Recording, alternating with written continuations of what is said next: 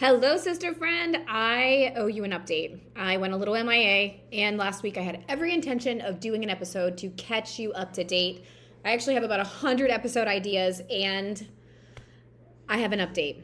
The Burns family is moving across the country to Arizona. Many of you might know that George and I actually met when I lived in Arizona. I lived in Arizona for all of my 20s. We met, fell in love, dated long distance for 5 months, and then I ended up leaving Arizona and moving to Dallas, Texas. And the rest is history. We have lived in Dallas and Pittsburgh, in Dallas again, in Pittsburgh again, and something in our hearts always told us that we would be back in Arizona at some point, but it never was the right time. I shared a reel telling a little bit of the story on Instagram the other day, and I want to share it with you because I think oftentimes when we have these dreams and these desires in our heart, we believe for something, and God's given us this promise, but it's a not yet, and we're in the waiting. It can be really discouraging, and that's truly been the last 8 years of our life being back in Pennsylvania, where I grew up. And about 3 years ago, I really wanted to move for many reasons, and our pastor did a sermon all around the idea that our county was actually built out of revival. And in that Sunday, I just remember really talking to God and being like, man, I just want to leave. And God highlighted this story and said, I want you to stay.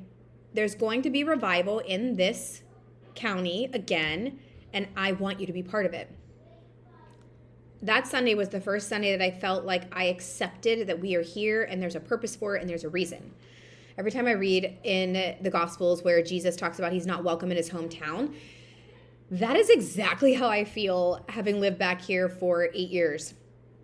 It is a beautiful, wonderful place to be, and I can't deny that I don't feel at home here. And every time I read that passage about Jesus wanting to do miracles, wanting to heal people, but he was misunderstood in his hometown and he was limited to what he could do, I feel that in the depths of my soul.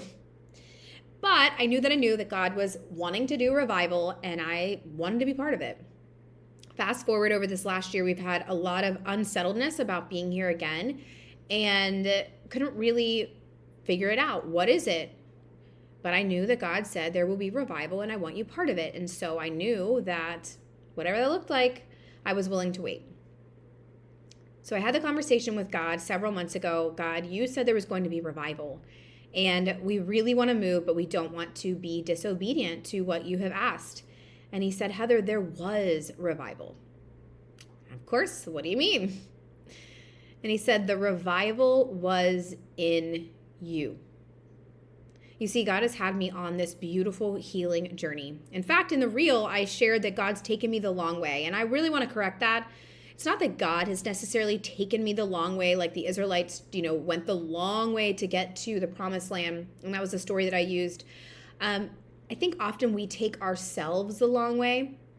And sometimes we rush things and we want to do it quickly. And sometimes God is intentional and like not letting the Israelites take the shorter route to the promised land. I think there's intention sometimes with that. But also I think some of the healing and the revival and the restoration that I've experienced, some of that has been my own delay, not out of intentionality, but simply out of patterns, out of an unknowing, out of finding some support, but not the whole piece to the pie. If you've been following this podcast for any amount of time, I'm very passionate about mindset. And I dove deep into neuroscience in 2020, 2021, and I got my master neuroscience certification, and it did help a lot. But I was still left with some questions and some, what else is going on here? That led me to trauma work. And you may know I have my trauma-informed certification because I uncovered the truth about trauma. I grew up in a good home, graduated college, married the man of my dreams, all these things. And so I never thought I had trauma. But in losing my business in 2018 and then walking away from another $1 million business in 2019, the Lord invited me to a season of healing. And in that healing, it wasn't the business loss and all of that that really revealed the depths of things that God showed me, it was in understanding the trauma that I'd experienced in my life. Trauma in its most simplest form is when you don't know how to cope with what is going on around you. I mean, that is like the most simplified version. And sometimes we think it's the big T. Obviously, there's a lot of little t stuff that we dismiss as life, as no big deal, as it just happened to me. And in those things, doing story work with Freedom Movement and one of my absolute favorite mentors of all times, Carrie Garcia, I uncovered trauma. And from that, the Lord has helped me heal. But in that journey of understanding trauma, so here I've got all this knowledge about brain science and I have all this knowledge about trauma. It left a little piece of the puzzle still missing, and that piece was the body. We are a body, a soul, and a spirit. And I got the spiritual stuff, right, through the Holy Spirit, through church, through my relationship with God. That was the first level of healing. And then it was the mind, understanding that, and the soul, which is our subconscious and deeply where things are rooted in our stories, all those things. But our stories are also rooted in our bodies, in our nervous system. And that has been the journey I have been on over the past year especially. And I am about to wrap up my neurosomatic is just body, right, certification, really understanding our nervous system as it relates to all those other things. Which brings me to where I am today. The Lord has just been continuing to reveal to me and show me truth, because the truth is what sets us free. And I feel a really big shift, literally. When we become whole, everything around us starts to change. Our circles change, our relationships change, our external relationships, but also our internal ones.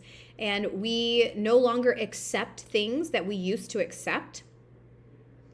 And for us, it's a literal physical move across the country. So I share that with you to say, I'm taking a break from the podcast for many different reasons. One, God has me in such a sweet spot. And also, we are in transition. And I really feel God is doing a new thing. And this is, I don't know if it's ironic, but the cool part is there are many, many people I know who are in transition. And while I could keep cranking out podcasts for you every week, I have so many things. I have so many notes of topics that I want to talk about. Still, I'm going to share with you guys the revelations God showed me through the dead squirrel in our chimney just 2 months ago, and all the things that have transpired since then. But I'm going to take a break. I'm going to take a break from producing and performing and creating on the podcast, and I am going to really enjoy my family over these next couple months and prepare ourselves for this new chapter, this new season. And so I want to encourage you, maybe God is doing a new thing in you so that he can do a new thing through you. I have a feeling the podcast is going to get a makeover. I don't know. We'll see. I've already been brainstorming about what that could look like because I have a feeling I know what that is, but I didn't want to leave you hanging. I wanted to make sure that you were up to date and that you knew why I haven't been producing podcast.